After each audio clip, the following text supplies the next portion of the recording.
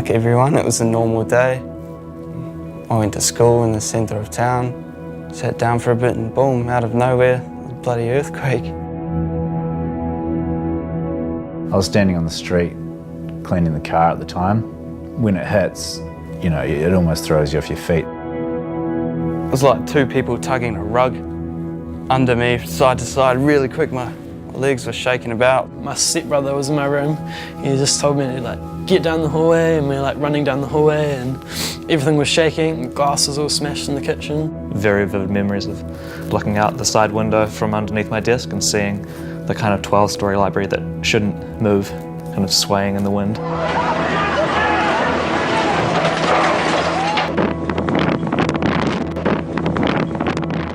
Big concrete logo of the building that just dropped off the wall, fell down into the glass veranda, landed right where I was sitting.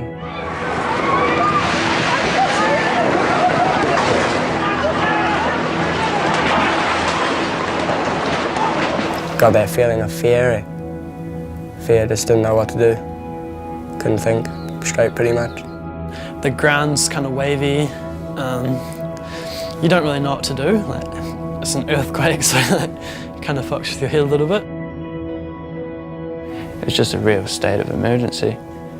Everyone's freaking out, choppers coming in, sirens. I was frantic.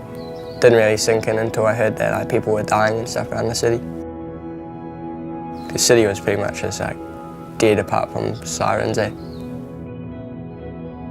I think the TV and the news came on later that evening, and you start to realise the extent of what happened in the city. Standing amid scenes that I can scarcely believe, the city that I grew up in looks like it's been hit by a giant wrecking ball.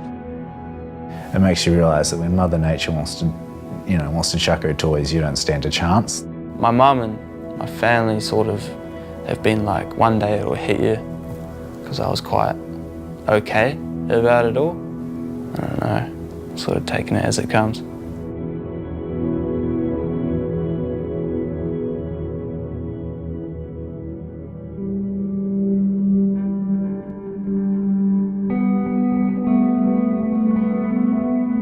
I mean, in terms of normality, it was because of where we lived. It was just boring. Like there was nothing to do. You couldn't do shit in your neighbourhood. You couldn't go to work, couldn't go to study, so just hung out really.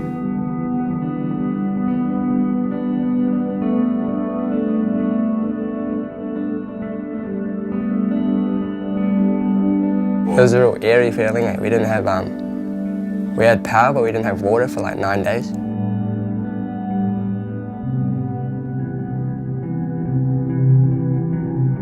It was pretty much local. Whatever you had local, that's what you were dealing with. My friends down at the skate park, they became my friends because I found out they lived close to me. Pretty much spend most of my days with them after the first couple of weeks. After that, I just hung out at their house, we'd skate their driveway. We became friends over that, figuring out they live close, and there's just nothing else to do. People coming to Christchurch over the next few years, the novelty was to go around and show them, you know, this is what looks like a war zone. You show them the abandoned houses, you show them the knocked down buildings. Now there's nothing to see there, there's nothing going on except weeds growing.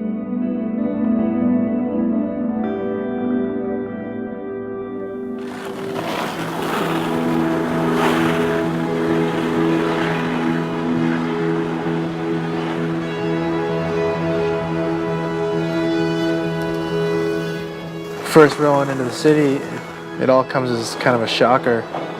Initially, I was really just taken back by how everything was just still leveled to the ground and how many empty, desolate areas there were.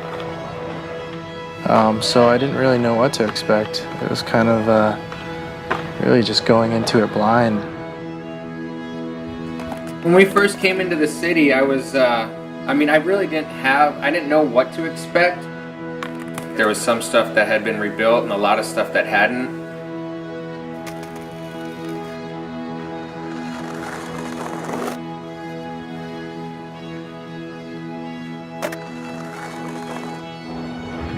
Yeah, there was no school, there was nothing to do. Pretty much skate and skate. We'd all clear out the park, clear out all the dust from the skate park. clean it all up, have a skate. I mean, it's free. Once you've got a board, you've got a board, so you skate until your shoes wear out pretty much.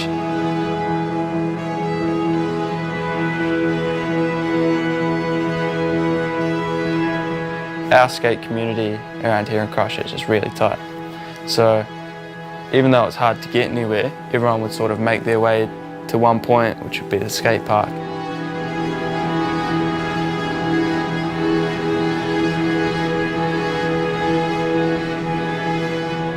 Pool of people definitely got a lot smaller, but I think it did make it a bit more kind of close-knit.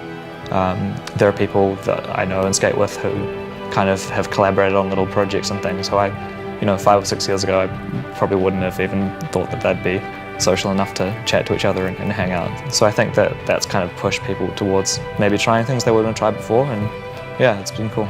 And just I guess the DIY stuff as well. It's kind of like motivating people to actually do that takes something. The newer spots are coming up and getting some good stuff off of there. Like the park's real sick.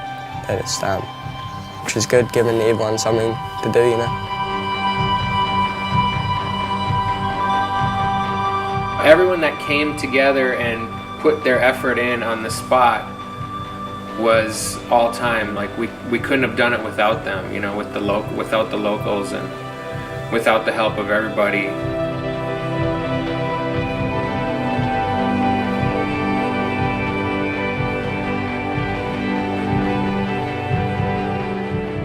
And the DIY spots are pretty sick. Real good that they're getting up there, but it's pretty fun.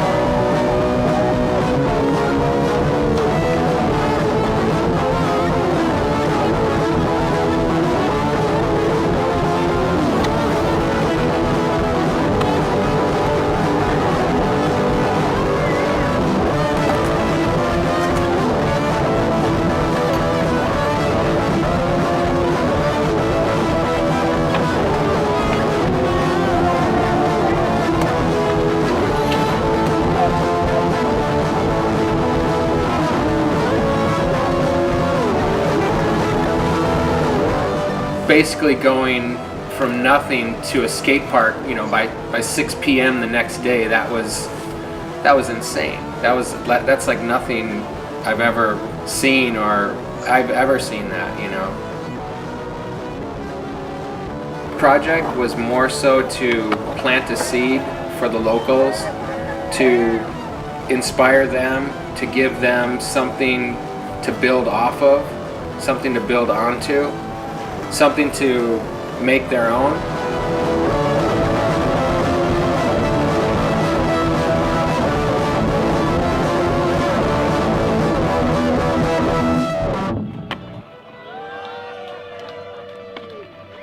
I mean, as crap as it was to have all that stuff happen, it's really opened up opportunities for Christchurch. Everyone's rebuilding. Like, I think Christchurch has got a really unique position here. They get to rebuild the city from the base up. Everyone's looking forward. I think that's the whole big picture of everything, looking forward. I've only started to see like progress in the city in the last maybe year. And so that's exciting, you know. It's kind of a good place to be here as it gets built back up. I think I'd stay in Christchurch just because I like to call it home and I want to see what it's like in the future. You know, get it all sorted and try and move on.